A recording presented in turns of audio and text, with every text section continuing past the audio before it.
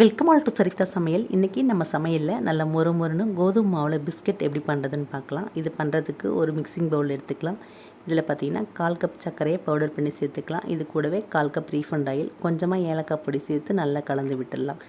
இப்போது இதில் 1 கப் கோதுமை மாவு சேர்த்துக்கலாம். இது கூடவே நல்ல வாசனைக்காக 1/2 ஸ்பூன் நெய் சேர்த்துக்கலாம். அடுத்து இதில் பார்த்திங்கன்னா 4 ஸ்பூன் அளவுக்கு பாலை நல்லா சூடு பண்ணி ஆற வச்சுட்டு இதில் கொஞ்சமாக உப்பு சேர்த்து நல்லா கலந்து விட்டு இந்த மாவோடு சேர்த்து நல்லா பிசைஞ்சு எடுத்துக்கலாம். நம்ம சப்பாத்தி மாவு எந்த அளவுக்கு பிசைவோமோ அந்த அளவுக்கு இதை நம்ம பிசைஞ்சு ரெடி பண்ணிக்கலாம். அடுத்து ஒரு பூரிக்கட்டையில் கொஞ்சமாக நம்ம கோதுமை மாவு சேர்த்து நல்லா தடவி விட்டதுக்கப்புறம் நம்ம ரெடி பண்ண மாவை இந்த பூரிக்கட்டை மேலே வச்சு ரொம்ப மெல்லிசாகவும் இல்லாமல் ரொம்ப மொத்தமாகவும் இல்லாமல் மீடியமாக இதை நம்ம திரட்டி எடுத்துக்கலாம். இப்போது ஒரு மூடி வச்சு இந்த பிஸ்கெட்டை கட் பண்ணி எடுத்து ஒரு பிளேட்டில் எண்ணெய் தடவி அடுக்கி வச்சிடலாம். அடுத்து ஒரு குக்கரை 10 நிமிஷம் ப்ரீ ஹீட் பண்ணிவிட்டு அதுக்குள்ளே ஒரு ஸ்டாண்டை வச்சு நம்ம ரெடி பண்ண பிஸ்கெட் அதில் வச்சு விட்டு 15 நிமிஷம் மீடியம் ஃப்ளேமில் வேக வச்சு நல்லா ஆற வச்சு எடுத்தால் சுவையான கோதுமை மாவு பிஸ்கெட்